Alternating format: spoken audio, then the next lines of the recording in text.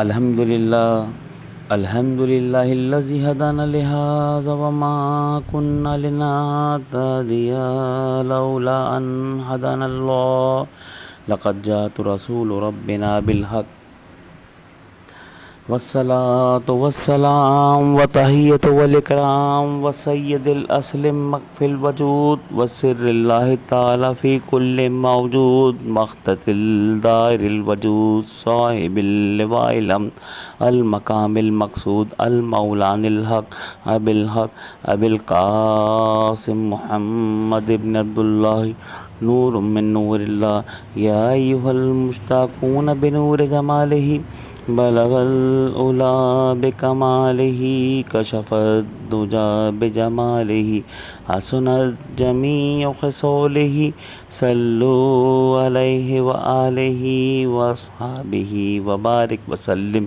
تسلیما کثیرا کثیرا۔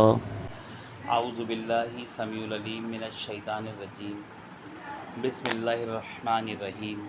وَمِنْهُمُ الَّذِينَ يُؤْذُونَ النَّبِيَّ وَيَقُولُونَ هُوَ أُذُنٌ قُلْ أُذُنُ خَيْرٌ لَكُمْ يُؤْمِنُ بِاللَّهِ وَيُؤْمِنُ لِلْمُؤْمِنِينَ وَرَحْمَةٌ لِلَّذِينَ آمَنُوا مِنْكُمْ وَالَّذِينَ يُؤْذُونَ رَسُولَ اللَّهِ لَهُمْ عَذَابٌ أَلِيمٌ۔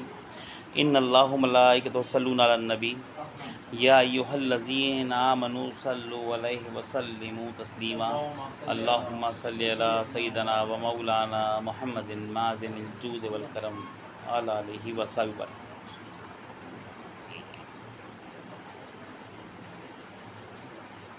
جو سرنامہ کلام میں نے آیت پڑھی ہے وہ سورہ توبہ کی آیت نمبر 61 ہے، اور یہ سورت سورہ برات بھی کہلاتی ہے، اور اس کے ابتدائیہ میں لفظ بسم اللہ کا ذکر نہیں ہے، اس کے بغیر ہی جو ہے، کیونکہ برات سے شروع ہوئی ہے اس لیے بسم اللہ کے بغیر جو شروع ہوتی ہے سورت۔ اور یہ ایک بڑی اہم سورت ہے جس میں منافقین کا، مجد درار کا اور بہت ساری چیزوں کا بہت ذکر کیا گیا ہے۔ تو اس میں منافقین کے جو ان کی خبیث حرکتیں تھیں، وہ حرکتیں جس سے رسول اللہ صلی اللہ علیہ وسلم کو تکلیف ہوتی، وہ جو ہے جب وہ حرکتیں جو تکلیف ہوتی، جب ان حرکتوں کا ذکر کیا نا، تو اس میں ایک حرکت یہ بتائی کہ قرآن بتا رہا ہے وَمِنْهُمُ الَّذِينَ يُؤْذُونَ النَّبِيَّ وَيَقُولُونَ هُوَ أُذُنٌ، اور کچھ ان میں سے ایسے ہیں جو اپنی بد زبانی سے اذیت دیتے ہیں، کس کو؟ نبی کریم صلی اللہ علیہ وسلم کو۔ کل، اور کہتے ہیں اذن خیر لکم یؤمنون باللہ ویؤمن للمؤمنین ورحمۃ للذین آمنوا منکم۔ یہ کانوں کا کچا ہے۔ رسول اللہ کو کیا کہہ رہے ہیں؟ اذیت دے رہے ہیں اپنے الفاظوں سے، اپنی زبان سے کیا اذیت دے رہے ہیں؟ یہ کانوں کا کچا ہے۔ فرمائیے وہ سنتا ہے جس میں بھلا ہے تمہارا، یقین رکھتا ہے اللہ پر اور یقین رکھتا ہے مومنوں کی بات پر، اور سراپا رحمت ہے ان کے لیے جو ایمان لائے تم میں سے، اور جو لوگ دکھ پہنچاتے ہیں، والذین، اور وہ لوگ، یؤذون، جو تکلیف دیتے ہیں رسول اللہ کو، لہم عذاب علیم، ان کے لیے دردناک عذاب ہے۔ ہائے کیسی بد نصیبی ہے یہ ان کی، کلمہ پڑھا لیکن قلب میں ایمان داخل نہ ہوا، تو صورتحال کیا رہی کہ جس نبی کلمہ پڑھتے ہیں اسے ہی اذیت دیتے ہیں، اس کے بارے میں گمان بد رکھتے ہیں۔ جب آپ کا گمان صحیح نہیں ہوگا نا تو مسئلہ سیدھا نہیں ہوگا۔ مسئلہ سارے کا سارا آپ کی قلب کی کیفیت پہ سیدھا ہوتا ہے۔ جو کچھ حاصل ہوتا ہے وہ قلب کی کیفیت پر ہوتا ہے، ظاہر پر نہیں ہوتا۔ قلب کی کیفیات کا عالم یہ ہے کہ بہاؤالدین ذکیہ ملتانی رحمۃ اللہ علیہ، کتنا بڑا نام ہے ولیوں میں، شیخ شاہ الدین سہروردی رحمۃ اللہ، 17 دن رکے، آپ نے 17 دن میں خلافت عطا فرما دی، ولایت عطا فرما دی، سب کچھ عطا فرما دی، اور واپس لوٹ گئے۔ اور وہاں بہت سارے سے 10 12 15 20 سال سے رکے ہوئے تھے، انہیں نہیں ملا۔ انہوں نے اعتراض کیا کہ اس کے 17 دن ہمارے 17 سال، مطلب کوئی برابری نہیں ہے، تو ایسا کیوں؟ کہنے لگے کہ یہ خشک لکڑی لے کر آئے تھے، میں نے آگ کے پاس رکھی، اس نے آگ پکڑ لی، اس کا کام فوراً ہو گیا۔ تم گیلی لکڑی لائے تھے، اسے خشک کرنے میں اتنا ٹائم لگا۔ لوگ خانقاہوں میں جاتے ہیں، کچھ لوگ بڑی صاف نیت لے کے جاتے ہیں، ایک دفعہ میں ان کا کام ہو جاتا ہے. کچھ لوگوں کی نیت میں بڑا میلا پن ہوتا ہے، سالوں بڑی کوشش کرتے ہیں لیکن نیت کا میلا پن نہیں جاتا. عمل تو سدھار لیتے ہیں، عمل کی شکل تو ویسی کر لیتے ہیں جیسے عمل ہو رہا ہے. تو منافق کی نماز کا مسئلہ تھوڑی ہے، منافق کے روزے کا مسئلہ تھوڑی ہے، وہ نماز تو ویسے ہی پڑھتا ہے. آقا علیہ السلام فرماتے ہیں کہ ان خارجیوں منافقوں کو تم نماز پڑھتا دیکھو نا تو اپنی نماز کو تو تم صحابہ سے کہہ رہے ہیں، مجھ سے اور آپ سے نہیں کہہ رہے، صحابہ سے کہہ رہے ہیں کہ ان کو اگر تم نماز پڑھتا دیکھ لو تو اپنی نمازوں کو تم کمتر اور حقیر جانو گے. یہ عبادت تو بہت کرتے ہیں، قرآن تو بہت پڑھتے ہیں، قرآن تو بہت پڑھتے ہیں، بڑی اچھی طرح پڑھتے ہیں، بڑے خوش الحان قاری بھی ہوتے ہیں، لیکن وہ ہمارے ان کے جو ہے نا قرآن حلق سے نیچے اترتا نہیں ہے. ہمارا کیا ہے، ہم ٹوٹے پھوٹے لفظوں میں 2 لائنیں بھی پڑھتے ہیں نا تو اللہ کو پسند آتی ہے، کیونکہ دل کا جو بگاڑ ہے نا وہ معاملے کو بگاڑ دیتا ہے. اوپر سے پھل جتنا بھی خوبصورت ہو، اندر کیڑا لگا ہوا ہوگا نا کوئی بھی نہیں کھاتا. ہمارے عمل میں ظاہری عیب ہوتا ہے کہ ناقص ہوتے ہیں، کبھی کہیں غلطی ہوئی کبھی کہیں غلطی ہوئی، لیکن اندر سے پھل پورا پکا ہوا ہوتا ہے، بڑا اچھا ہوتا ہے. دل بڑی محبت کرتا ہے رسول اللہ صلی اللہ علیہ وسلم سے، دل بڑی محبت کرتا ہے اللہ تعالیٰ سے، اس کے محبوب سے، اسے اذیت دینے کی بات نہیں کرتا. وہ کہتا ہے میں غلام ہوں، حضور میں آپ کا غلام ہوں، میں امتی ہوں، میں کمزور گناہ گار ہوں لیکن ہوں غلام آپ کا. تو پھر حضور فرماتے ہیں نا جمعے کی خطبے میں سارے امام پڑھتے ہیں کہ مجرمین وحتین خالقین شفیع. تو وہ لوگ جو بڑے بڑے مجرم ہیں وہ آئیں گے، خالقین جنہوں نے اپنے آپ کو ہلاکت کر لی، خطائین جنہوں نے بڑے بڑے خطائیں کی ہیں، جرم کیے، گناہ کیے، ان سب کا میں شفیع ہوں، ان سب کی شفاعت میں کروں گا. تو میں اس روز شفاعت کی جب ممبر پہ کھڑا ہوں گا نا، میں شفاعت کا دروازہ کھولوں گا، تو ان کی شفاعت میں کروں گا. بس محبت تو کیو، دنیا سے حضور کا امتی ہو یہ سرٹیفکیٹ لے کے گیا ہو، منافقت کا سرٹیفکیٹ لے کے نہ گیا ہو. تو یہ فرما رہے ہیں کہ اب کچھ منافقین ایسے ہیں جو کہ نازیبہ گفتگو سے رسول اللہ کو اذیت دیتے ہیں اور کہتے ہیں کہ وہ کانوں کا کچا ہے. کتنے برے الفاظ ہیں. کوئی ہمارے بارے میں بھی کہتا ہوں کتنی تکلیف ہوگی. رسول اللہ صلی اللہ علیہ وسلم نے دین پھیلانے کے لیے لفظ بھی برداشت کر لیا کہ منافق کہہ رہے ہیں کانوں کا کچا ہے. اور یعنی کیسی کیسی چیزیں برداشت کی ہے، کبھی پتے کھائیں، کبھی پتھر کھائیں، کبھی اوجڑی کندھے پر پھینک دی، سر پہ پھینک دی سجدے کی حالت میں، تو کبھی کچھ. اتنی اذیتوں کے بعد، اتنی فاقہ کشی کے بعد، شعیب ابی طالب کے 3 سال کے بعد، وہ شہر چھوڑنا جو آپ کا آبائی شہر تھا، سب کچھ کے بعد بھی پھر بھی آقا علیہ السلام دین پھیلانے کے لیے قدم نہیں ہٹے پیچھے. تلوار کے زخم کھائے حضور نے، تلوار کے زخم کھائے احد کے مارکے میں، لیکن پیچھے نہیں ہٹے. وہ بس چاہتے تھے کہ میرا اللہ کا دین کائنات کے چاروں کونوں میں پھیلا دوں، ہر شخص کلمہ پڑ جائے. حضور کی آرزو تھی، حضور کی دلی آرزو تھی کہ اللہ کوئی بندہ جہنم میں نہ جائے. اور مسلمان کے لیے تو خود آقا السلام فرماتے کہ میں نے اسے کمر بند سے پکڑا ہوا ہے.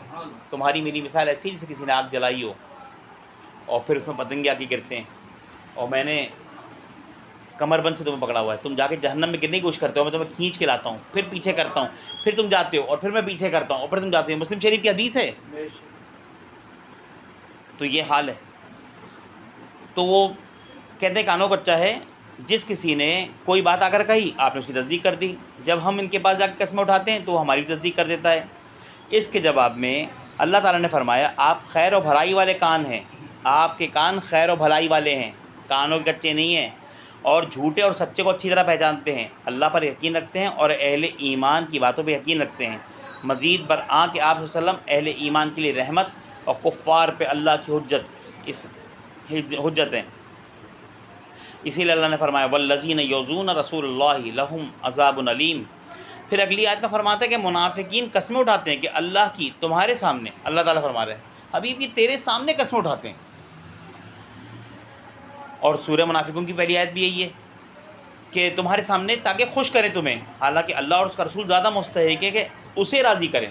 اللہ اور اس کا رسول زیادہ مستحق ہے کہ اسے راضی کرے کہ اگر وہ ایماندار ہیں. کیا وہ نہیں جانتے جو کوئی مخالفت کرتا ہے اللہ اور اس کے رسول کی تو اس کے لیے آتش جہنم ہے، ہمیشہ رہے گا، اس میں یہ بڑی رسوائی ہے۔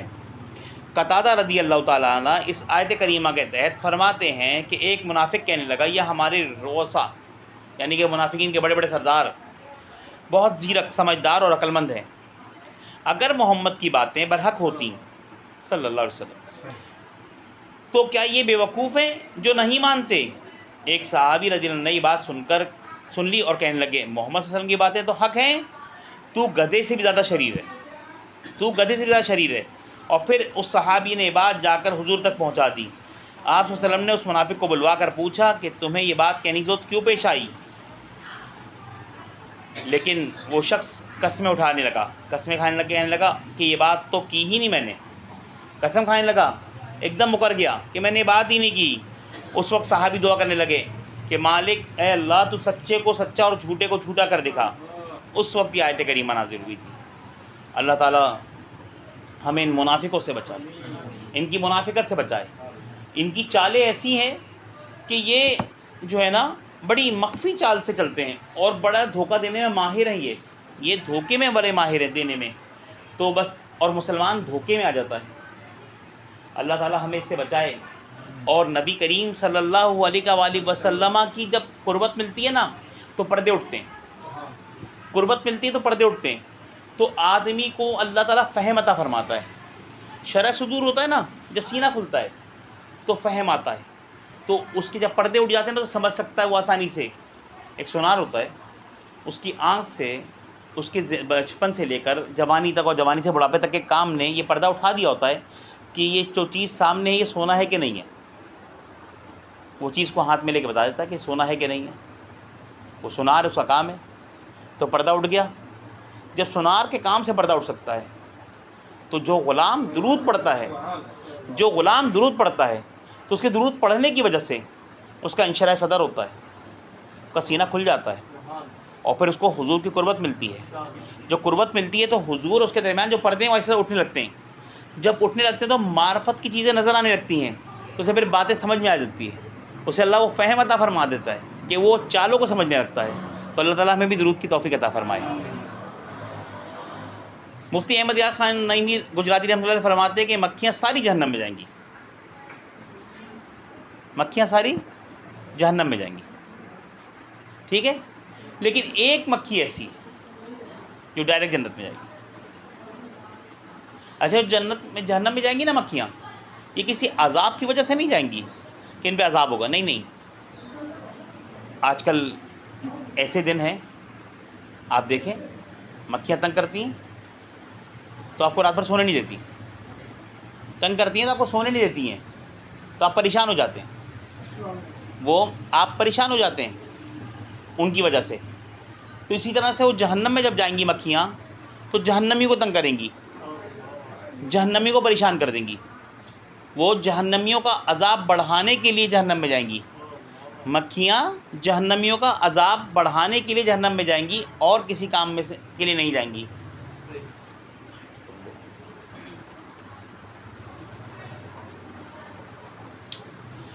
اور کسی کام کی وجہ سے نہیں جائیں گی، اور کسی کام کی وجہ سے نہیں جائیں گی یہ۔ تو ساری مکھیاں تو جہنم میں جائیں گی پہلے، لیکن ایک مکھی ایسی ہے جو جنت میں جائے گی، ڈائریکٹ جنت میں آئے گی۔ پوچھا وہ کون سی ہے؟ تو کہنے لگے وہ شہد کی مکھی ہے۔ تو انہوں نے کہا جب ساری مکھی اس کام پر جائیں گی جہنم میں کہ وہ جہنمی کو عذاب بڑھائیں، تو یہ ڈائریکٹ جنت میں کیوں جائے گی؟ کہنے لگے یہ اس لیے جائے گی کہ یہ درود پڑھتی ہے، جب مکھی درود پڑھے تو جنت میں جائے، اور جب حضور کا دیوانہ درود پڑھے تو کہاں جائے گا وہ؟ تو وہ اسے جنت نہیں ملے گی۔ اب سنیں آپ ذرا اس شہد کی مکھی کا بھی ایک، اگر آپ میں سے کوئی کسی کبھی، ہم تو شہری لوگ ہیں اور یہیں پیدا ہوئے، اور شہری زندگی اتنی تیز ہے، آپ کو پتہ ہی ہے کہ وقت نہیں مل پاتا اس کے اندر۔ اس شہری زندگی میں کسی اور کام کا وقت تو مل ہی نہیں پاتا، آدمی کچھ کر ہی نہیں پاتا، لیکن پھر بھی اگر آپ کبھی گاؤں دیہات گئے ہوں گھومنے کے لیے، وزٹ کرنے کے لیے، اور آپ نے شہد کی مکھی کا چھتا دیکھا ہو، تو یہ بات مجھے مشاہدے سے نہیں کتاب سے سمجھ میں آئی۔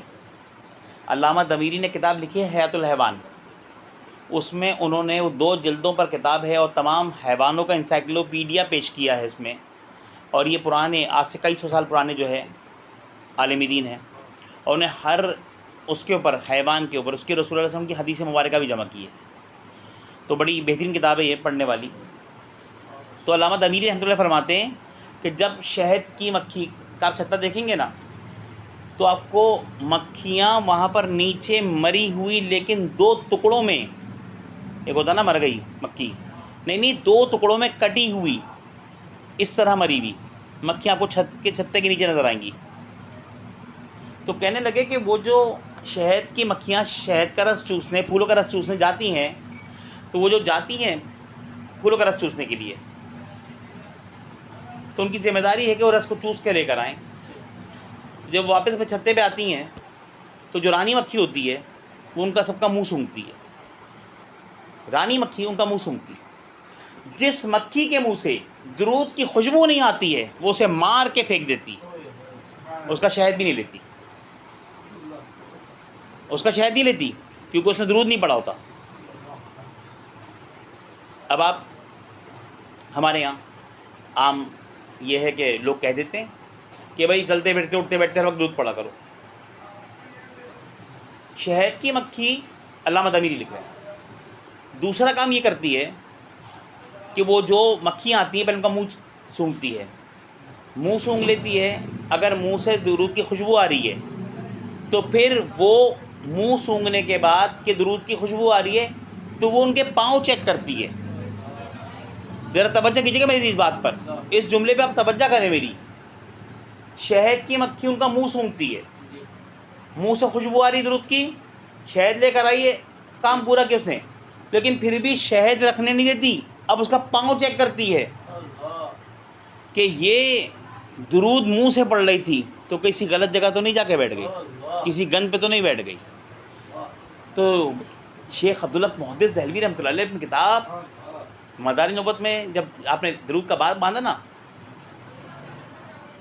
تو اس باب کے اندر آپ یہ بیان فرماتے ہیں کہ درود پڑھنے کے مقام اور نہیں پڑھنے کے مقام.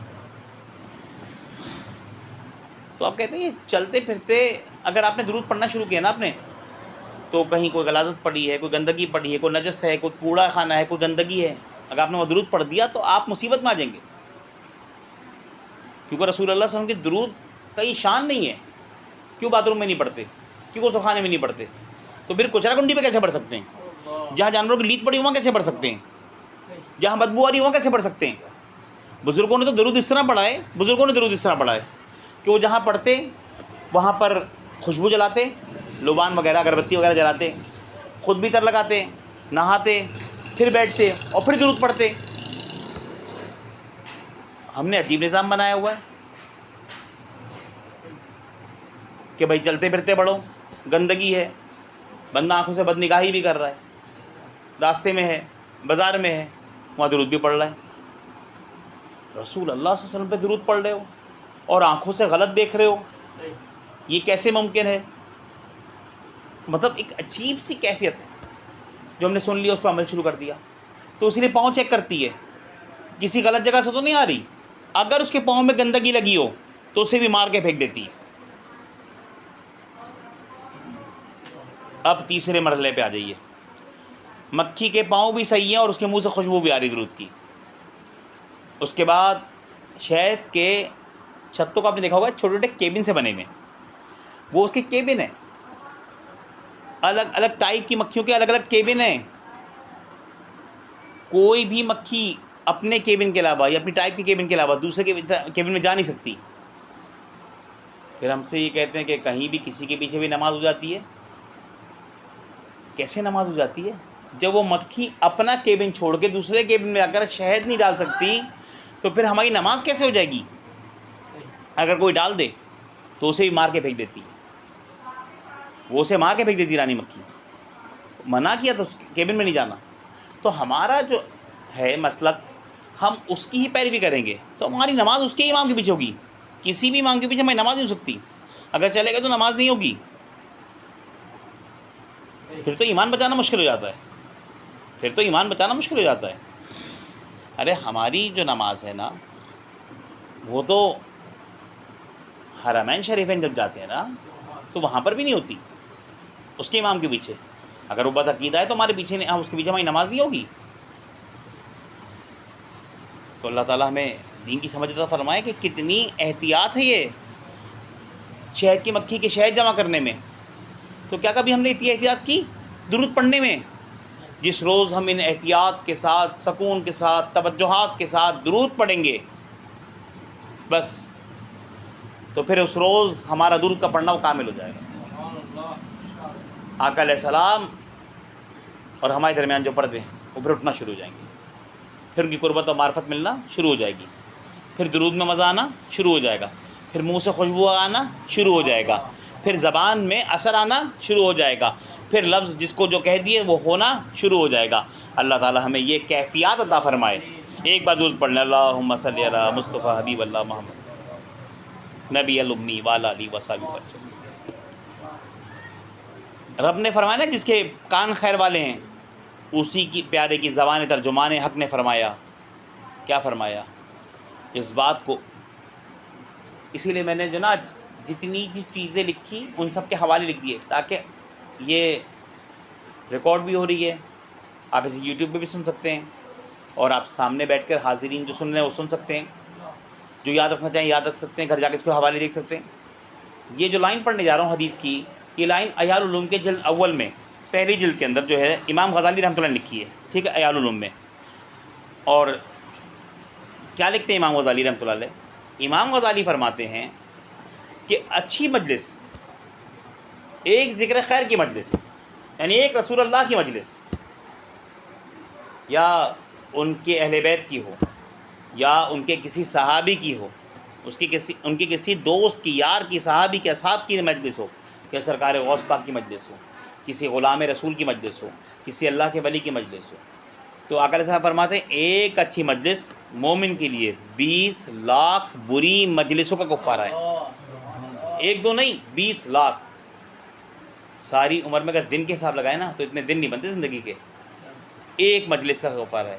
الحمدللہ اللہ نے ہمیں توفیق دی کہ ہم یکم سے 10 تک یہاں جمع ہوتے ہیں روزانہ، اور ہم یہ عبادت کرتے ہیں.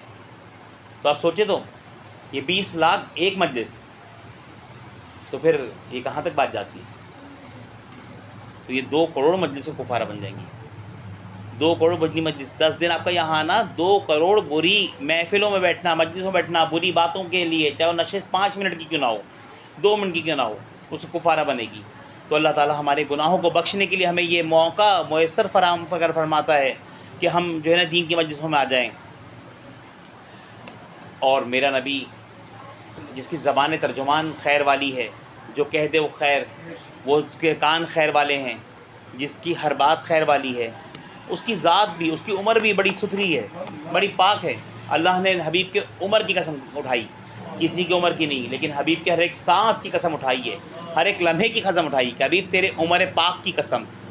یہ تو تیری جو عمر پاک ہے نا اس کی بھی شان بڑی نہیں ڈال دی، تو اس کی قسم اٹھائی نا. تو وہ عمر جہاں سے شروع ہوتی ہے نا، اس سے پہلے وہ نور جہاں تھا نا، تو وہ جو ہے نا اب وہ نور جس جگہ پہ تھا، تو وہ نور جو ہے نا وہ اصلاب طاہرہ سے، ارحام مطہرہ کی طرف جو منتقل ہوتا رہا نا، آدم سے نور منتقل ہوا ہوا کو، ہوا سے ان کے بیٹے شیش میں، شیش سے ان کی بیوی میں، ان کی بیوی سے نور میں. یہ اب نور منتقل ہو رہا ہے، یہ نور منتقل ہو رہا ہے، نسل در نسل منتقل ہو رہا ہے، اولاد در اولاد ہو رہا ہے. جیسے اسماعیل سے عدنان میں، عدنان سے عد میں، مظہر میں، نار میں، صحیح ہے. اس طرح سے اب یہ پہنچا بنو ہاشم میں، اور پھر بنو ہاشم سے پہنچا عبد المطلب میں، اور پھر اس کے بعد پہنچا عبداللہ میں، اور پھر پہنچا حبیب کبریا میں.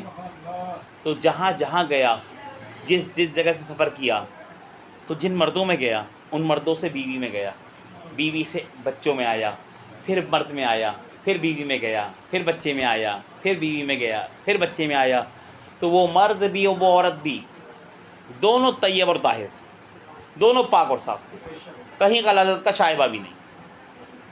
تو حضور کے والد کے تذکرے آپ نے سنے ہیں، والدہ کا بھی تذکرہ سن لیں کہ حضرت بی بی آمنہ رضی اللہ تعالی عنہا بچپنے میں جب کھیل کود کی عمر تھی نا، صغیر سنی کی، لوگ کہتے تھے اس بچی کو دیکھ کر، حضرت بی بی آمنہ کو دیکھ کے کہتے تھے کہ ضرور کسی نبی کی ماں بنے گی. یہ لوگ نہیں کہتے تھے، یہ اللہ کے الوار تھا، یہ ضرور کسی نبی کی ماں بنے گی. تو ایک روز صحن کعبہ کے اندر حضرت عبد المطلب رضی اللہ عنہ لیٹے ہوئے تھے، سو رہے، آنکھ لگ گئی، سو گئے آپ، سو گئے تو ایک بابا جی خواب میں آ گئے، عبد المطلب کے خواب میں ایک بابا جی آ گئے اور آ کے کہنے لگے عبد المطلب جب صبح تمہاری آنکھ کھلے تو اپنے بیٹے عبداللہ کو لینا، وہ جوان ہو گیا، اور جوان ہو گیا تو تم لینا اور لے کر جانا مدینے جانا، وہاں پر عبد مناف، وہاب بن عبد مناف کی جو بیٹی ہے آمنہ، وہ جوان ہو گئی ہے، اس سے رشتہ مانگنا، اس سے کہنا کہ میرے بیٹا جوان ہے، میں اس کا رشتہ تمہاری بیٹی سے کرنا چاہتا ہوں، ان سے رشتہ مانگنا اور اس کا رشتہ ان سے کر دینا۔ خواب دیکھ رہے تو آپ نے پوچھا بابا جی کام تو میں کر لوں گا، پر آپ ہیں کون؟ آپ ہیں کون؟ یہ تو بتا دیں آپ کون ہیں۔ تو بابا جی کہنے لگے، جو خواب میں آئے تھے بزرگ، کہنے لگے میں اللہ کا نبی اور خلیل ابراہیم علیہ السلام۔ یہ رشتہ کس نے طے کرا ہے؟ ابراہیم علیہ السلام نے۔ اب وہ جو جہاں مدینے گئے نا، وہ مدینہ قبیلہ بنو نجار حضور کے دادا کا بھی ننیال ہے۔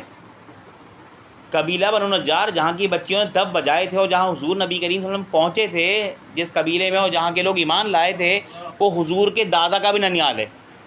مدینہ حضور کے والد عبداللہ کا بھی ننیال ہے،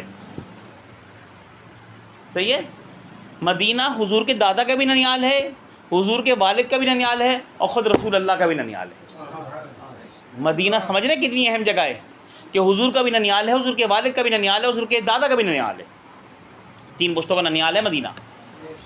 حضور کی اپنی جگہ ہے مدینہ، ہجرت کر کے بھی وہ وہاں گئے۔ تو مدینہ شریف، اب یہ صبح اٹھے، اپنے بیٹے عبداللہ کو لیا، نہائے دھوئے، کپڑے بدلے اور چلے گئے، سفر طے کیا۔ جو مسافت کا وقت تھا وہ لگا، آپ کو پتہ ہے پہلے مکے سے مدینے تو اونٹوں پہ سفر ہوتا تھا، تو یہ اچھا خاصا ٹائم چاہیے تھا، 2-3 راتوں کا سفر لگتا تھا۔ تو یہ پہنچ گئے۔ جب یہ پہنچے تو دستک پوچھا کہ عبد مناف کا گھر کون سا ہے؟ تو کہنے لگے کہ وہاب کا گھر کون سا؟ وہاب بن عبد مناف کا۔ تو کہنے لگے کہ یہ تو ولید کے بڑے بھائی ہیں، وہاب بن، چھوٹے بھائی ہیں ولید، وہاب بن عبد مناف۔ تو انہوں نے کہا کہ پھر ان کے دادا کو بتایا، بہت سے لوگ جانتے تھے، تو بتایا کہ تمہارے دوست کے ہی بھائی کا نام ہے وہاب بن عبد مناف، اور فلاں فلاں جگہ ان کا گھر ہے۔ آپ پہنچ گئے، دروازہ کھٹکھٹایا، دروازہ کھولا، کون؟ انہوں نے بتایا میں یہ، اندر آنے کی اجازت دی، بیٹھے، آؤ وقت کی، کھانا کھلایا، پانی پلایا، سب کچھ کیا۔ اب جب کھلا لیا ساری بات ہو گئی، تو ادب کا طریقہ یہی ہے، پہلے آنے والے کو کھلائیں پلائیں، اس کے بعد سے پوچھیں آپ کے آنے کا مقصد۔ تو جب مقصد پوچھا تو انہوں نے کہا کہ بھئی میں تمہاری بیٹی آمنہ سے اپنے بیٹے عبداللہ کی، میرا بیٹا شریف ہے، اشراف کعبہ کا بیٹا ہے، اور پورے مکے میں اس کی چرچا ہے، اس کی شرافت کا، اس کے حسن کا، اس کے جمال کا، میں اس سے تمہاری بیٹی کا نکاح کرنا چاہتا ہوں۔ وہاب بن عبد مناف کہنے لگے مجھے قبول ہے، کعبے کا متولی آیا ہے، کعبے کا جو ہے رکھوالا آیا ہے، کعبے کا کلید بردار آیا ہے، مجھے قبول ہے۔ جب یہ کہا نا مجھے قبول ہے، تو حضرت عبد المطلب کہنے لگے کہ بیٹیوں کے رشتے اس طرح نہیں ہوتے، نہ تو نے کچھ اور پوچھا، نہ کام دھام پوچھا، نہ جائیداد پوچھی، نہ کچھ اور پوچھا، سوال کیے اس کے بارے میں، تو ڈائریکٹ کہہ دیا قبول ہے۔ تو کہنے لگے عبد المطلب جس بابے نے تجھے خواب میں آ کر یہاں بھیجا ہے، اسی بابے نے آ کے مجھ سے کہا تھا عبد المطلب آئے تو اس کے بیٹے عبداللہ کو اپنی بیٹی کا رشتہ دے دینا۔ تو یہ رشتہ اللہ کے حکم سے کس سے کرایا؟ ابراہیم علیہ السلام نے۔ تو ایسے ہیں حضور کے والدین۔ اب جن کے والدین کا رشتہ بھی ابراہیم علیہ السلام ارواح عالم سے کے کرائیں، اس بچے کی کیا شان ہوگی، کیا مقام ہوگا اس بچے کا۔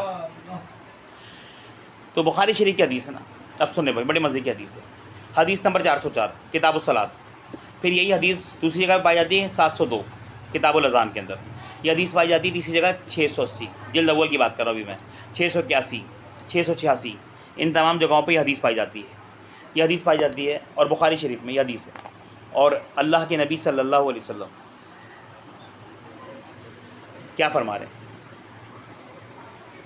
معاملہ کیا تھا؟ وہ کچھ اس طرح سے تھا کہ حضور نبی کریم نے نماز کی نیت باندھی، آقا علیہ السلام نے نماز کی نیت باندھی۔ جب نماز کی نیت باندھ لی حضور نبی کریم صلی اللہ علیہ وسلم نے، تو نماز ختم کی تو پہلا سوال یہ کیا، حل ترون قبلتی ہاؤنا، کیا تم یہ گمان کرتے ہو کہ بس میں آگے ہی دیکھتا ہوں؟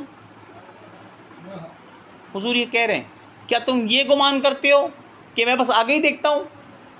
تو حضور فرماتے ہیں کہ میرا منہ قبلے کی طرف ہے، خدا کی قسم۔ اب پھر فرما رہے حضور خدا کی قسم، فواللہ ما یخفی علی خشوکم ولا رکوعکم، نہ تمہارا رکوع مجھ سے چھپتا ہے نہ تمہارا خشوع مجھ سے چھپتا ہے۔ حضور فرما رہے میں آگے تو دیکھ رہا ہوں کعبے کو اور تم کھڑے میرے پیچھے ہو، لیکن یہ رکوع بھی نہیں چھپتا اور یہ خشوع بھی نہیں چھپتا۔ رکوع تو وہ ہے جو ظاہراً کسی کو بھی نظر آ جائے گا، آپ اور میں بھی کسی کا رکوع دیکھ سکتے ہیں، لیکن اس کے دل میں خشوع کیسا یہ نہیں دیکھ سکتے۔ حضور فرما رہے ہیں میں آگے سے، تم میرے پیچھے ہو تو بھی پیچھے کی جانب رکوع بھی دیکھتا ہوں اور خشوع بھی دیکھتا ہوں، یعنی نہ میرا رکوع چھپتا ہے تم سے، تمہارا رکوع چھپتا ہے مجھ سے، نہ خشوع چھپتا ہے مجھ سے۔ تو رحمت عالم کا فرمانا کہ مجھ پر تمہارے خشوع اور رکوع دونوں پوشیدہ نہیں ہیں۔ اب آپ نے خود نگاہ مصطفیٰ کا عالم دیکھا، کیا عالم ہے کہ رکوع تو ظاہری عمل اور جسمانی فعل کا نام ہے، جبکہ خشوع باطنی عمل اور دل کی کیفیت کا نام ہے جو خوف خدا سے پیدا ہوتی ہے۔ تو نبی پاک صلی اللہ علیہ وسلم کے آنکھ کا یہ معجزہ بیان ہو رہا ہے کہ حضور کی آنکھ سے نہ پیٹھ پیچھے کا چھپتا ہے، ایک معجزہ، اور دوسرا معجزہ نہ دل کے اندر کا چھپتا ہے۔ تو وہ جب رسول خدا آگے کھڑے ہو کر پیچھے کا نہ رکوع چھپ رہا ہے نہ خشوع چھپ رہا ہے، تو آج یہاں بیٹھ کر اگر آپ پڑھیں الصلاۃ والسلام علیک یا رسول اللہ وعلی آلک واصحابک یا حبیب اللہ، تو جب آپ پڑھیں تو کیا یہ چھپے گا؟ یہ بھی نہ درود کا پڑھنا چھپے گا، وہ خیر والے کان ہیں۔ اعلیٰ فرماتے دور و نزدیک کے سننے والے وہ کان، تو ہم یہاں دور سے بیٹھے بول آ رہے ہیں شہر کراچی سے تو بھی وہ سن رہے ہیں، اور میں مدینہ شریف میں کھڑا ہوتا تو بھی وہ سنتے۔ تو دور و نزدیک کے سننے والے کان، نہ وہاں پر یہ بات چھپی ہے اور نہ ہمارے دل کی کیفیات چھپی ہے، وہ دلوں کی کیفیات سے بھی واقف ہیں۔ تو جو ہمارے دل پہ گزرتی ہے حضور اس سے واقف ہیں، تو جا کر بتانا نہیں پڑتا، حضور کی واقفیت کا عالم یہ ہے، اور حضور اس شان کے نبی ہیں۔ تو اس بات کی بھی تشریحات کی مفسرین نے لکھا کہ حضور آگے دیکھ رہے ہیں، پیچھے کس آنکھ سے دیکھتے ہیں، پیچھے کس آنکھ سے دیکھتے ہیں؟ تو اس پر مفسرین لکھتے ہیں کہ جب شب معراج نبی کریم صلی اللہ علیہ وسلم کو لٹایا گیا اور شق صدر ہوا اور سینہ کھول دیا گیا، اور جب دل کو دھونے کے لیے آب زمزم لایا گیا، تو اس کی وجہ بھی لکھتے ہیں مفسرین۔ بچپن میں جنت سے آب کوثر لایا گیا تھا، سلسبیل کا پانی لے کر آئے تھے دل دھونے کے لیے، تو کسی کتاب میں بھی میں نے نہیں پڑھا کہ دل اس سے دھویا تھا کہ دل میں کوئی زنگ لگ گیا ہو، دل میں کوئی کالا پن آ گیا ہو، دل میں کوئی گندگی آ گئی۔ تو جو سراپا نور ہو، نور ہی جسم میں، وہ تو نور علی نور ہیں، اور ایسے نور ہیں جس کی نسل پاک میں ہے بچہ بچہ ہاں نور کا، تو وہ جس کی نسل پاک میں بھی نور ہے، اس کے قلب میں گند کیسے آ جائے گی؟ تو وہ تو اللہ تعالیٰ فرما رہا ہے انما یرید اللہ لیذھبکم عنکم الرجس، سارے رجس تو اللہ تعالیٰ آپ کی اولاد سے بھی صاف کر دے گا، ازواج سے بھی صاف کر دے گا، آپ کے اہل بیت سے بھی صاف کر دے گا، آپ کے اصحاب سے بھی صاف کر دے گا۔ بتائیں نا، تو پھر کیسے ان کے دل میں کیسے آئے گا؟ ان کے دل میں تو نہیں آئے گا۔ تو جب جبریل امین نے قلب اطہر کو کھولا نا، دونوں تینوں مرتبہ جتنی بار شق صدر ہوا نا، تو کبھی جنت کے پانی کو فضیلت دیتے ہیں، کبھی زمزم کو فضیلت دینے کے لیے۔ آپ کے ذہن میں خیال آ سکتا ہے کہ زمزم کو فضیلت دے رہے ہیں، زمزم تو خود فضیلت والا ہے اسماعیل کے، تو اسماعیل کو بھی تو فضیلت چاہیے رسول اللہ سے، اسماعیل کو بھی تو فضیلت چاہیے رسول اللہ سے، ابراہیم کو بھی تو چاہیے رسول اللہ سے۔ اور یہ ابراہیم اسماعیل کی بات نہیں ہے، وہی معراج کی رات جب عرش پہ چلے گئے تو نبی علیہ السلام نالین شریف پہنے ہوئے تھے۔ اللہ نے کہا کہ پیارے حبیب اور قریب آ جائیے، میرے عرش پر قدم رنجا فرمائیے، تو آپ نالین شریف اتارنے لگے، تو کہا نہیں محبوب نالین کو اتاریے گا نہیں، اس کو پہن کر آئیے، تو آپ حضور نبی کریم صلی اللہ علیہ وسلم کا جو ادب ہے نا، کہتے ہیں مجھے ادب میرے رب نے سکھایا ہے، تو ادب کرنے لگے، کہنے لگے الہ العالمین یہ آپ کا عرش ہے، جب آپ نے طور پہ بلایا تھا نا موسیٰ کو تو کہا تھا نالین اتار کے آنا، قدم ننگے رکھنا، چپل نیچے اتار کے آنا. تو پھر یہاں پر یہ صورتحال کہ آپ مجھ سے کہیں کہ میں نالین پہن کے آؤں، تو اللہ تعالیٰ کیا فرما رہا ہے؟ حبیب وہ موسیٰ تھے اور آپ محمد مصطفیٰ ہیں. وہ موسیٰ تھے اور آپ محمد مصطفیٰ ہیں. وہ کلیم تھے، آپ حبیب ہیں. حبیب میں یہ چاہتا ہوں کہ آپ کی نالین میرے عرش کو لگ جائے، اور اس نالین سے شرف عرش کو بھی مل جائے کہ اس نے آپ کی نالین کا بوسہ لیا ہے. اللہ کا عرش بھی اس بات کا متلاشی ہے کہ وہ نالین کا بوسہ لے لے. تو حضور کی نالین شریف کا بوسہ لینا اتنی بڑی بات. تو حضور جب معراج پر گئے نا عرش پہ، تو اللہ کے عرش کو بھی فضیلت بخشی، اللہ کے عرش کو بھی شرف بخشا. تو جب حضور کے سینے اطہر کو پانی لگا ہوگا تو حضور کے سینے کو شرف نہیں ملا، حضور کے سینے سے اس پانی کو شرف ملا. اب جب امتی پیتا ہے نا تو یاد کرتا ہے یہ وہ پانی ہے جس کا شرف میرے نبی علیہ السلام کے سینے سے، تو یہ سوچ کے پیے نا یا رسول اللہ اس سینے کی برکات مجھے بھی ملے. اب وہ یہ سوچ کر پیے اور پھر حضور کا تصور کرے اور یہ پانی پیے، جس کو یہ مسئلہ پتہ ہو، جس کو ساری بات پتہ ہو. اب وہ عابد زمزم جب بھی پیے گا نا، اس یاد کے ساتھ پیے گا نا، تو جس مراد کے ساتھ پیے گا نا اس کی مراد پوری ہو جائے گی. اللہ اکبر یا رسول اللہ یا غوث اللہ یا علی. تو یہ صورتحال ہے. تو یہ نبی علیہ السلام اس شان کے نبی ہیں. تو بخاری شریف کی حدیث باب ہے 399 اور حدیث نمبر ہے 584. الدعاء عند النداء. باب کیا ہے؟ دعا عند النداء، اذان کے بعد کی دعا. اذان کے بعد کی دعا یہ بخاری شریف کے اندر حدیث ہے. بخاری شریف سے حدیث اس کے لیے کہ سیاست کسی اور سے کتاب سے کہا تو بخاری میں تو نہیں ہے. ہمارے جو بہت سارے جاہل ہیں وہ کہتے ہیں بخاری میں تو نہیں ہے. تو بخاری میں تو ساری حدیث نہیں ہے، بخاری میں تو ساری حدیث نہیں ہے. انا مدینۃ العلم ولی بابوہا اتنی مشہور حدیث ہے باقی، لیکن بخاری میں تو نہیں ہے. تو کیا وہ حدیث نہیں ہے؟ جو بخاری میں نہیں وہ حدیث نہیں ہے. بخاری میں صرف 7,000 حدیث ہیں، لیکن جبکہ امام بخاری کو جو یاد تھیں وہ 9 لاکھ سے زیادہ حدیثیں یاد تھیں. تو اس کا مطلب یہ نہیں کہ جو بخاری میں نہیں وہ صحیح نہیں ہے. پھر مسلم کو کہاں رکھیں گے آپ؟ اور پھر حاکم نے جو مستدرک لکھی اپنی کتاب، وہ تو بخاری اور مسلم کے سٹینڈرڈ پہ لکھی ہے.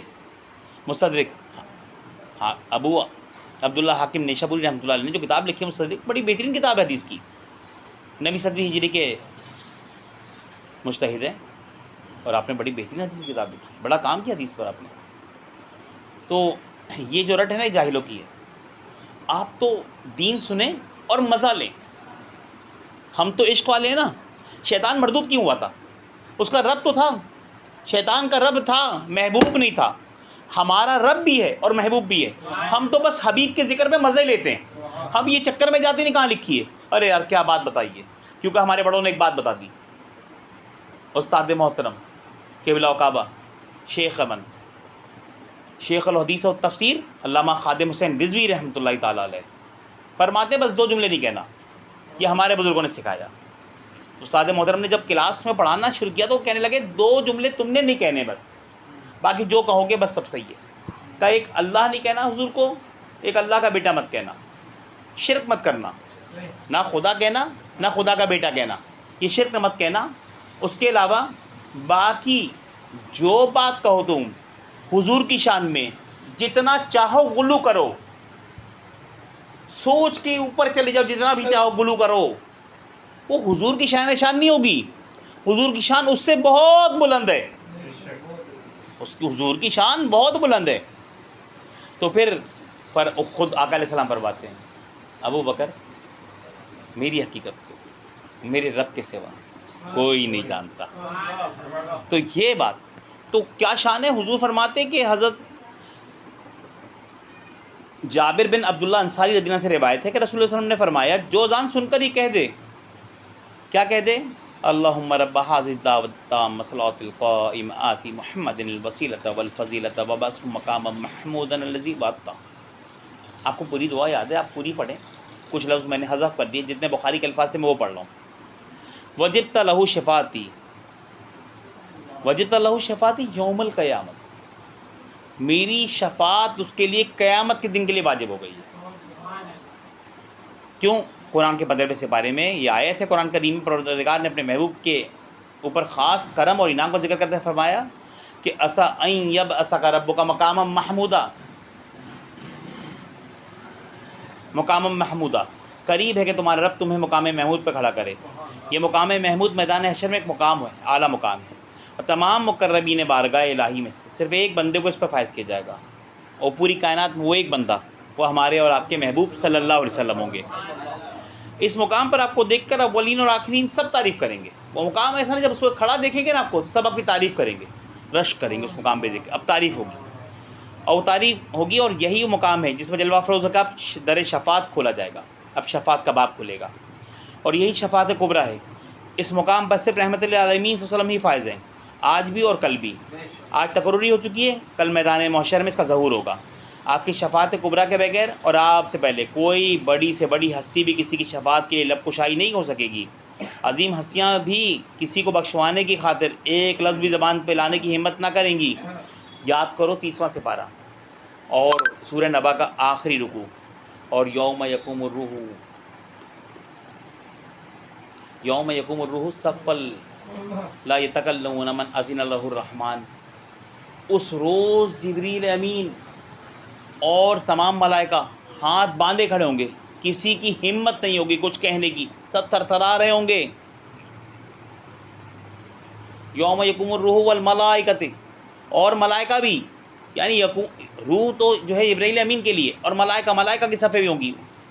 لا یتکلمون، وہ کوئی من اذن اللہ الرحمن، رحمان کی اذن کے بغیر، اس کے کہے بغیر تو کسی کا نہیں ہوگا، کہ زبان کھلے گی نہیں جب تک رحمان اپنا حکم نہ دے دے، کوئی بھی زبان نہیں کھولے گا اس روز، کسی کی بھی زبان نہیں کھولے گی۔ وہ سب صف میں کھڑے ہوں گے، وہ سب لائن بنا کے کھڑے ہوں گے، تو اس وقت لوگ حیران پریشان ہوں گے۔ جب باب شفاعت کھولے گا نا تو آقا علیہ السلام فرمائیں گے صدیق اٹھو، اور جو تمہارے محبین ہیں ان کو جنت میں لے جاؤ، شفاعت کرو۔ عمر اٹھو، اور جو تجھے چاہتے ہیں، جو تجھ سے محبت کرتے ہیں، جو تیرا یوم مناتے ہیں، جو تیرے سے پیار کرتے ہیں، جو دل میں تجھ سے بساتے ہیں، ان کی شفاعت کرو۔ عثمان اٹھو، جو تم سے پیار کرتے ہیں ان کی شفاعت کرو۔ علی اٹھو، جو تم سے محبت کرتے ہیں ان کی شفاعت کرو۔ اے میرے شہزادوں حسنین کریمین اٹھو، جو تم سے محبت کرتے ہیں۔ اے کربلا کے شہزادوں، اے میرے غریب حسن اٹھو اور شفاعت کرو۔ پھر آواز آئے گی، اے میرے لاڈلے بیٹے عبدالقادر اٹھو اور شفاعت کرو۔ حضور غوث العظم ایسی شفاعت فرمائیں گے کہ آدھی امت کی شفاعت ہو جائے گی، آدھی امت کی شفاعت ہو جائے گی۔ آدھی امت کی شفاعت کے بارے میں ہے کہ حضرت اویس قرنی جب وہ شفاعت کریں گے تو آدھی امت کی شفاعت ہو جائے گی۔ آدھی امت کی شفاعت سرکار غوث اعظم کے ہاتھ میں ہوگی، شفاعت کبریٰ آپ کے ہاتھ میں ایسی ہوگی کہ اس کا وہ جھنڈا آپ کے ہاتھ میں ہوگا۔ کیونکہ دنیا میں سب سے زیادہ اگر مسلمانوں میں کسی کو مانا جاتا ہے تو شہنشاہ بغداد، شاہ جیلاں، حضور غوث العظم، تو وہ آدھی امت کی شفاعت کر دیں گے، کروڑوں کی شفاعت کریں گے۔ اور 80 صفحے تو صرف رسول اللہ کی ہوں گی 120 میں سے، تمام انبیاء کی 40 اور 80 رسول اللہ کی ہوں گی، تو حضور نبی کریم صلی اللہ علیہ وسلم، اور اس میں شفاعتیں ہو رہی ہیں۔ تو سوچے نا ہم کتنے بھلے میں ہیں، ہم کتنے فائدے میں ہیں، ہم کتنے منافع میں ہیں کہ ہم سرکار غوث پاک کے جانے والے ہیں۔ جب وہ شفاعت کریں گے تو اپنے غلاموں کو، مریدوں کو، مریدی لا تخف اللہ ربی اتانی رفتن نلت الملالی، یہ تو آپ کا ہی قصیدہ غوثیہ ہے نا جو اللہ تعالیٰ کی طرف سے ہے، اللہ کے حکم سے قصیدہ غوثیہ ہے، اور آپ نے فرمایا تھا کہ میری مرید کو کوئی خوف نہیں، تو جب مرید کو خوف نہیں تو وہاں بھی خوف نہیں ہوگا۔ پھر وہی مرید جسے حضور غوث پاک کا در ملے گا، اسے امام حسین کی بھی محبت ملے گی، وہ امام حسن کی بھی محبت ملے گی، حضرت علی کا بھی پیار ملے گا، ابو بکر عمر کو بھی ملے گا، کہ سنی ہے تو سب کو چاہتے ہیں نا، سنی سب کو چاہتے ہیں، تو وہ تو ہر دروازے سے جائے گا۔ یہاں تو ایک دروازے کی بات ہو رہی کہ کہیں سے بخشا جاؤں، اور وہ تو ہر دروازے سے چاہے گا۔ ابو بکر صدیق اپنے دروازے سے بھیجیں گے، عمر ایک دروازے پہ کھڑے ہوں گے وہ اپنے دروازے سے بھیجیں گے، عثمان ایک دروازے پہ کھڑے ہوں گے، اور سنیوں کا عالم یہ ہوگا کہ پل صراط پہ عثمان کو کھڑا کریں گے، اور میزان پہ عمر کو کھڑا کریں گے، اور کوثر پہ جو ہے علی کو کھڑا کریں گے، اور ابو بکر صدیق رضی اللہ تعالیٰ عنہ اے شہنشاہ ولایت ہیں، آپ تمام کے ہی وہ پیر ہیں، کیونکہ نبی علیہ السلام کے بعد جتنی امتی ہے نا سب کے پیر آپ ہی ہیں، کیونکہ آپ نے کسی سے بیعت کی ہو، اس نے کسی سے بیعت کی، باقی سب صحابہ نے آپ سے بیعت کر لی تھی نا، تو سب کے پیر آپ ہیں۔ تو وہ ابو بکر صدیق وہ نبی علیہ السلام کے ساتھ مختلف مقامات پر، اب وہ ترازو تل رہا ہے اور حضور کو بتائیں گے حضور آپ کا ایک غلام، جبریل امین بھی کام کریں گے، فرشتے بھی کام کریں گے، حضور جا رہا ہے جہنم کی طرف، روکیں، اس روز رسول اللہ کی شان دیکھنے والی ہوگی۔ لیکن کتنی محبت کرتے ہیں حضور امت سے۔ میں نے جو سرنامے میں آیت پڑھی تھی سورہ منافقون کی، تو منافق نے کیا کہا تھا کہ یہ کانوں کے کچے ہیں، حضور کو جملوں سے اذیت دے رہے ہیں، لفظوں سے تکلیف دے رہے ہیں، عمل سے تکلیف دے رہے ہیں۔ آج ہم بھی منافقت کرتے نہیں کرتے، حضور کو اذیت دیتے نا۔ آقا فرماتے ہیں نماز میری آنکھوں کی ٹھنڈک ہے، ہم نماز چھوڑ کے ان کی آنکھوں کی ٹھنڈک کو تکلیف دیتے ہیں، ختم کرتے ہیں۔ ہم تو سوئی چبوتے ہیں اس آنکھوں میں، اس محبت والی آنکھوں میں ہم سوئی چبوتے ہیں۔ ہم کیا عالم کرتے ہیں، ہم اپنے رویوں سے ہیں مسلمان، ہیں رسول اللہ کے چاہنے والے، لیکن حضور کی شریعت کو جب چھوڑتے ہیں تو حضور کو دکھ ہوتا ہے، پھر حضور کو تکلیف ہوتی ہے اپنے غلام کے لیے، حضور پھر تڑپتے ہیں، قبر اتھر میں پھر روتے ہیں۔ جب پیدا ہوئے تب بھی کہا تھا ربی حبلی امتی، جب دنیا سے جانے لگے نا، دنیا سے جانے لگے تو روایت میں ہے کہ جب لب ہلتے ہوئے دیکھے تو بن عباس رضی اللہ نے، قاسم بن عباس رضی اللہ نے جو ہے اپنے کان لگائے تھے، جن لوگوں نے غسل دیا ان میں آپ بھی تھے، تو آپ نے کان لگائے تو آپ نے سنا کہ حضور فرما رہے ہیں یا اللہ میری امت، میری امت قبر میں ہے، مزار میں ہے، حشر میں ہے، دنیا میں ہے، جہاں پر بھی ہیں، ہر وقت امت کا سوال ہے۔ تو اس وقت بھی نبی علیہ السلام جب بھاگیں گے نا، آدم علیہ السلام بتائیں گے یا رسول اللہ آپ کی امت، ایک امتی ادھر جا رہا ہے، تو حضور جب اپنی جگہ سے بھاگیں گے نا تو آپ کی چادر کندھے سے سرک جائے گی اور زمین پر گھسٹنے لگے گی، رسول اللہ نے سوچ بھی چادر اوڑی ہوگی، او یا ایھا المزمل او یا ایھا المدثر کی چادر اس روز دیکھنے کو ملے گی آپ کو۔ تو وہ کیفیت کیا ہوگی کہ حضور کی چادر سرک جائے گی، حضور کو اس بات کا ہوگا نہیں ہوش کہ میرا ایک کندھا کھل گیا، بس امتی کی فکر ہوگی۔ او نرم و نازک ننگے پاؤں تانبے کی زمین، خدا کی قسم کتابوں میں لکھا ہے کہ زمین اتنی گرم ہوگی، سوا نیزے پہ سورج، اور سورج آج الٹا ہے سو سیدھا ہوگا، وہ زمین آگ اگل رہی ہوگی، جو اس پہ کھڑا ہوگا اس کے پسینے کا عالم یہ ہوگا اس کی گناہوں کی وجہ سے کہ اس کے پسینہ اس کو ڈبو دے گا، اور زمین پہ ننگے پاؤں رسول اللہ اپنے امتی کے لیے بھاگیں گے۔ کتنی محبت فرماتے ہیں۔ اب امتی کا کام کیا ہے کہ کوئی اتنی محبت کر رہا ہے، اس کی محبت کا جواب بھی اگر وہ محبت سے نہ دے تو کیسا امتی، وہ کیسا امتی۔ اللہ تعالیٰ ہمیں حضور سے سچی و پکی محبت عطا فرمائے۔ حضور کی تو شان بڑی عرفہ والا اعلیٰ ہے۔ تو نبی کریم صلی اللہ علیہ وسلم نے مکہ ہجرت کرنے سے پہلے خصائص کبریٰ میں یہ روایت لکھی ہے، اور جو عربی کی روایت کتاب ہے اس کے اندر 267 سے، اور جو اردو ترجمہ اس میں 647 صفحے پر یہ روایت لکھی ہے خصائص کبریٰ میں۔ باب باندھا اختیار مصطفیٰ کا، اور جو ہے فتوحات کعبہ جب مکہ فتح ہو گیا تو اس وقت جو ہے کا واقعہ بیان کر رہے ہیں کہ جب مکہ فتح ہو گیا نا تو پھر نبی کریم صلی اللہ علیہ وسلم نے مکے کی کلید بردار عثمان بن طلحہ کو بلایا اور کہا چابی دو۔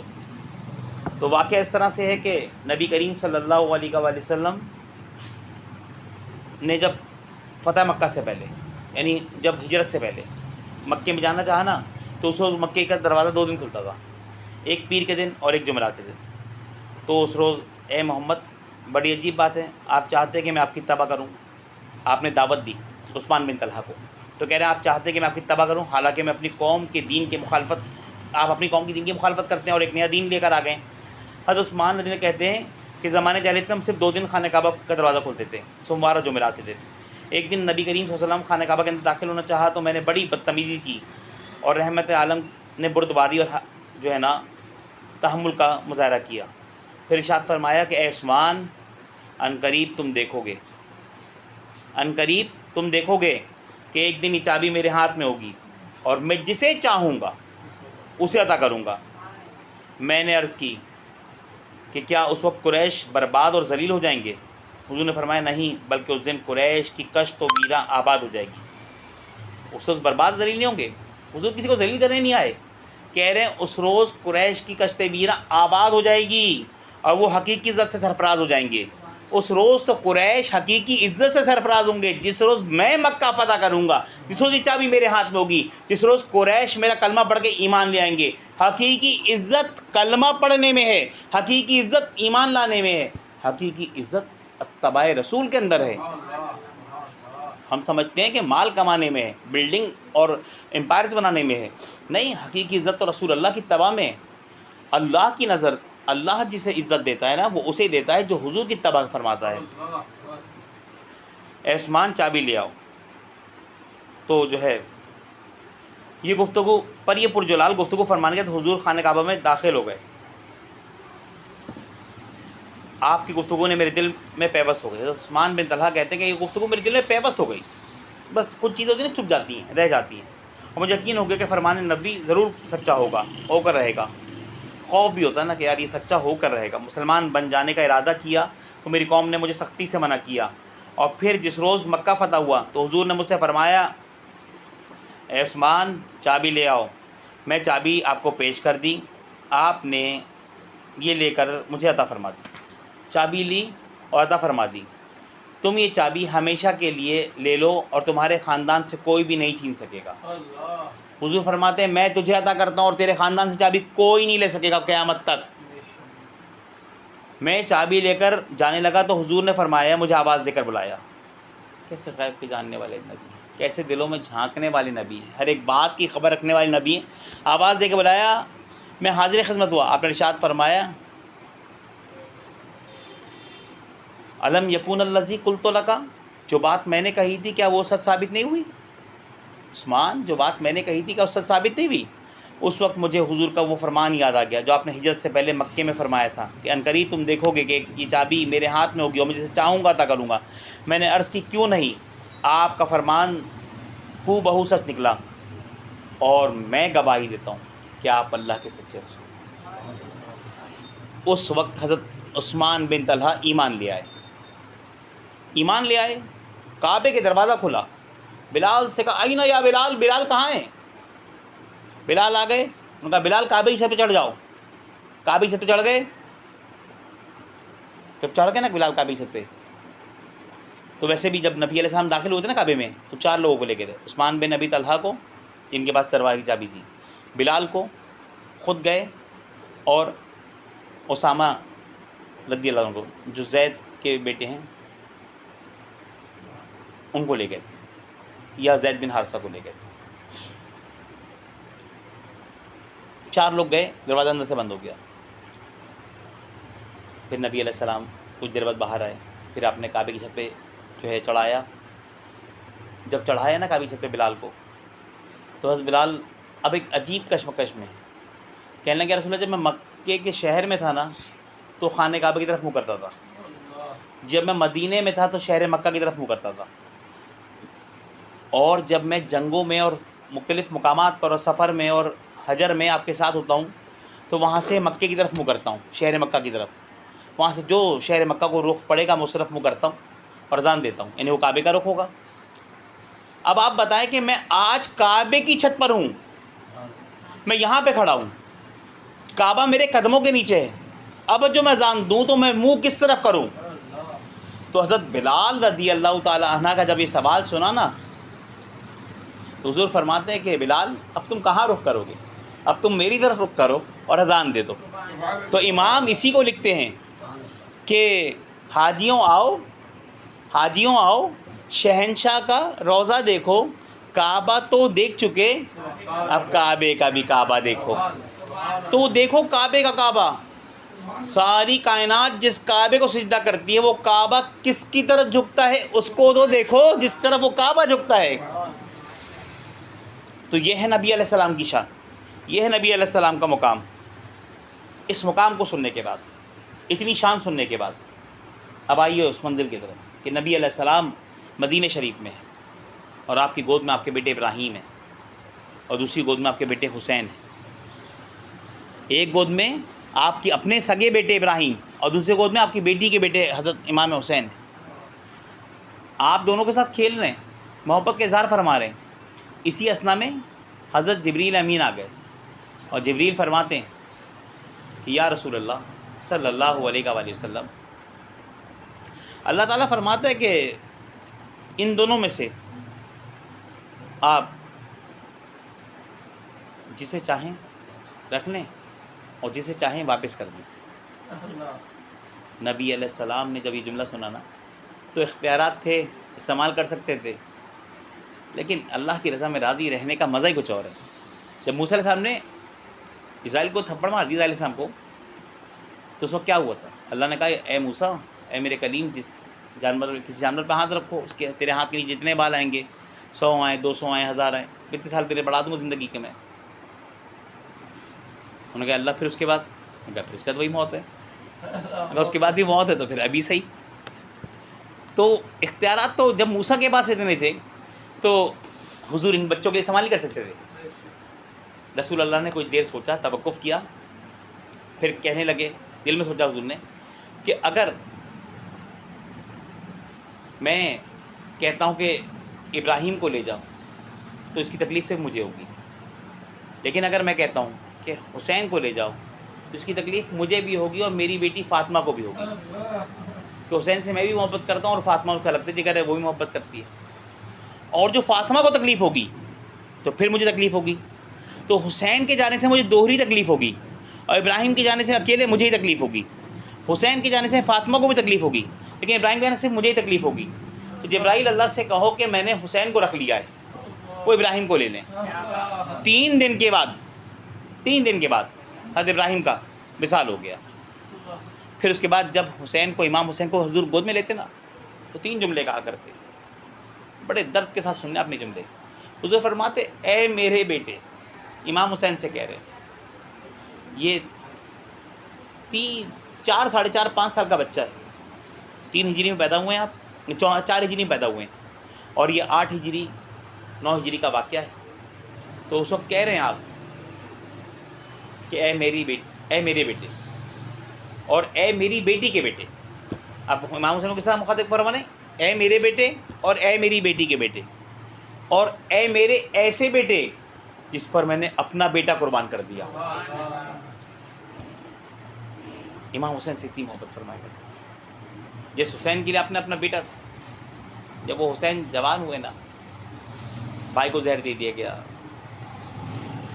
اور حالات بدلتے چلے گئے۔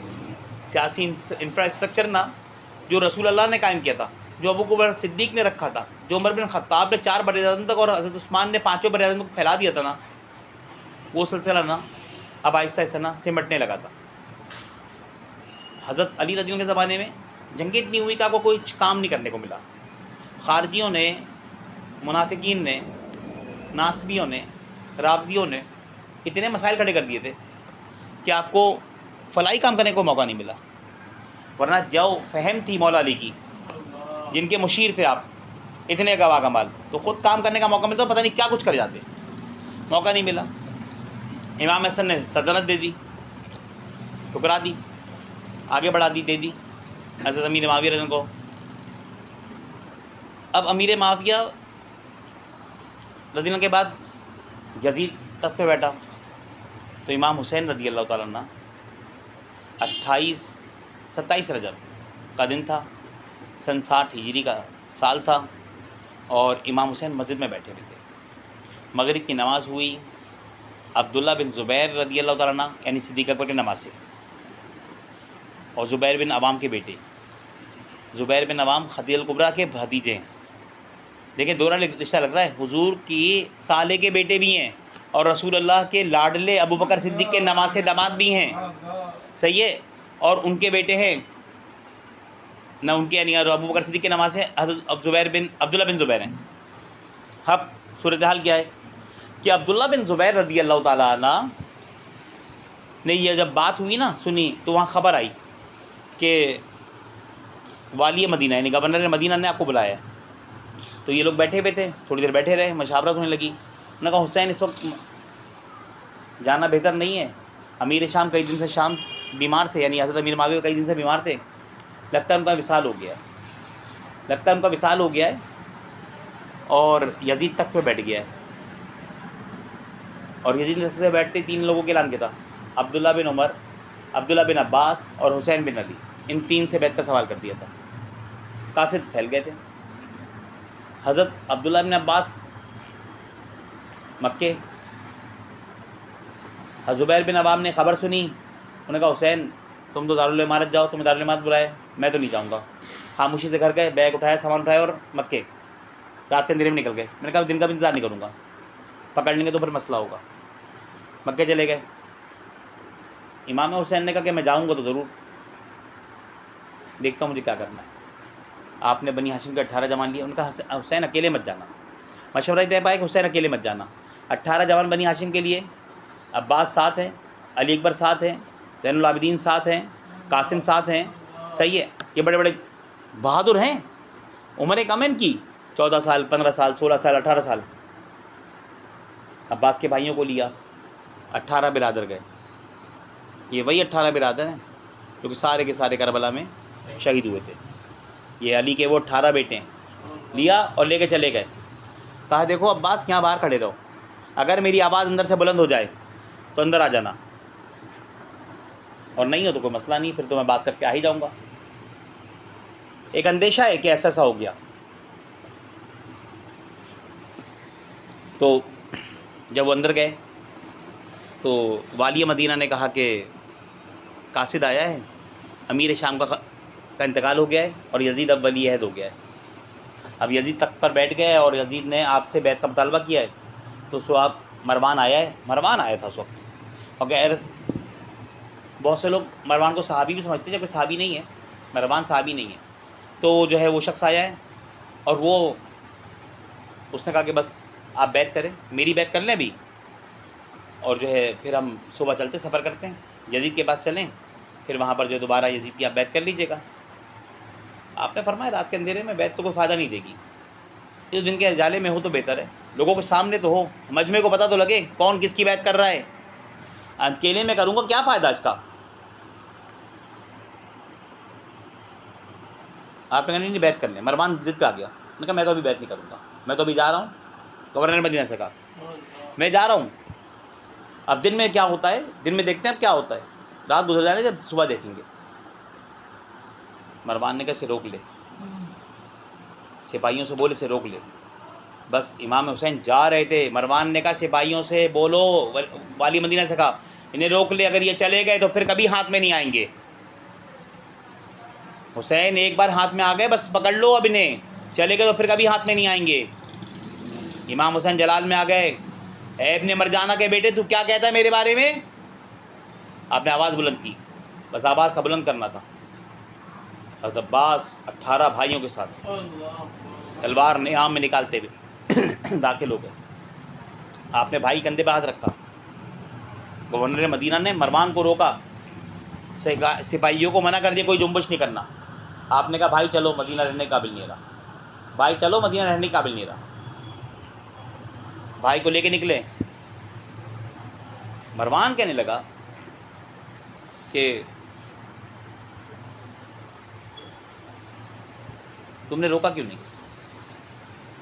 میں کہا تمہیں اندازہ نہیں، کشت و خون ہو جاتا تو ہو جاتا. وہ جنگ کرنے کے ارادے سے آئے تھے. انہوں نے کہا نہیں تو بیعت کریں گے تو جنگ کریں، دو ہی باتیں سے کوئی آپشن نہیں ہے. امام حسین سے کہا کہ آپ یہاں رکتے کیوں نہیں ہیں، مدینے میں تو اور تو کہیں آپ کی فوج نہیں ہے، یہاں تو مدینے میں سارے آپ کے حمایتی ہیں، تلواریں آپ کے ساتھ ہیں، دل بھی آپ کے ساتھ ہیں، یہ آپ کے ساتھ لڑیں گے. تو امام حسین فرمانے لگے نہیں، میں مدینے میں نہیں رکوں گا اور میں لڑوں گا نہیں. کیونکہ میں نانا نے فرمایا تھا ایک مینڈا ہوگا جس کی وجہ سے مدینے میں کشت و خون ہوگا، تو میں وہ مینڈا بننا نہیں چاہتا جس کی وجہ سے مدینے میں کشت و خون ہوگا. آپ نے منع فرما دیا. آپ گھر آئے، آپ نے بہنوں کو بتا دیا، بھائیوں کو بتا دیا، ازواج کو بتا دیا، اپنی ام لیلہ کو، شہر بانوں کو، فضہ کو، سب کو بتا دیا آپ نے کون کون جائے گا، کس کس طرح جائے گا. آپ کی بیٹی فاطمہ صغریٰ بیمار تھی، انہیں نانی ام سلمہ کے پاس چھوڑا، اور رات ہوئی نا تو اب مسجد نبوی چلے گئے، اور مسجد نبوی گئے تو نانا کی قبر اطہر پہ گئے، اور نانا کی قبر اطہر پہ گئے نا تو قبر پہ لیٹ گئے، اور پھر امت کی شکایت کی آپ نے کہ نانا مجھے بہت ستایا ہے، مجھے بہت ستایا ہے اس امت نے، اب تیرا حسین تیرا مدینہ چھوڑ کے جا رہا ہے۔ ایک بار آپ نے مکے سے ہجرت کی تھی، نانا جان آپ نے مکہ چھوڑا تھا دین پھیلانے کے لیے، آج حسین مدینہ چھوڑے گا دین بچانے کے لیے۔ آپ نے چھوڑا تھا مکہ دین پھیلانے کے لیے، تو پھر دین ایسا پھیلا کہ پوری دنیا میں پھیل گیا۔ آج میں مدینہ چھوڑوں گا دین بچانے کے لیے، اب وہ پھیلا ہوا دین ختم ہو جائے گا اسے بچانے کے لیے۔ نانا جان سے ملاقات ہوئی، نانا جان خواب میں آ گئے، ساری بات ہوئی، امام حسین نے اپنا مدعا پیش کر دیا، آنکھ کھل گئی، بھائی کی قبر پہ گئے، وہاں سے آگے بھائی سے ملاقات کی، پھر جب ماں کی قبر کی طرف چلے نا تو ایسے دوڑے ہیں جیسے کوئی بچہ نا اپنی ماں کی طرف دوڑتا ہے، اور قبر اطہر سے پہلے ہی اپنے آپ کو گرا لیا، قبر اطہر سے پہلے ہی اپنے آپ کو گرا لیا۔ تو بہت سارے قلمدان اس پر لکھتے ہیں کہ وہ قبر اطہر سے جو پہلے گرایا تھا نا تو وہ خاتون جنت قبر اطہر سے خود باہر آ گئی تھی، وہ مجسم روح پاک جو ہے نا وہ باہر آ گئی تھی۔ تو امام حسین نے جب دیکھا نا والدہ محترمہ کو تو وہیں اپنے آپ کو گرا لیا ان کے قدموں میں، بس وہاں سے رخصت لی، صبح کا سورج نکلا، آپ نے مدینہ چھوڑنے کی تیاری کر لی، سامان تیار ہوئے، کجاوے لگائے گئے، کجاوے اسے کہتے ہیں جو اونٹ پر ڈولی سجائی جاتی ہے خواتین کے لیے، وہ کجاوے لگ گئے، خواتین کو بٹھا دیا گیا، قافلہ چلنے لگا، کچھ گھوڑے ہیں کچھ اونٹ ہیں، ساتھ لیا آپ نے، سامان سفر لیا، مکے کی طرف روانگی ہوئی۔ 28 رجب کو آپ نے مدینہ چھوڑا سن 60 ہجری میں۔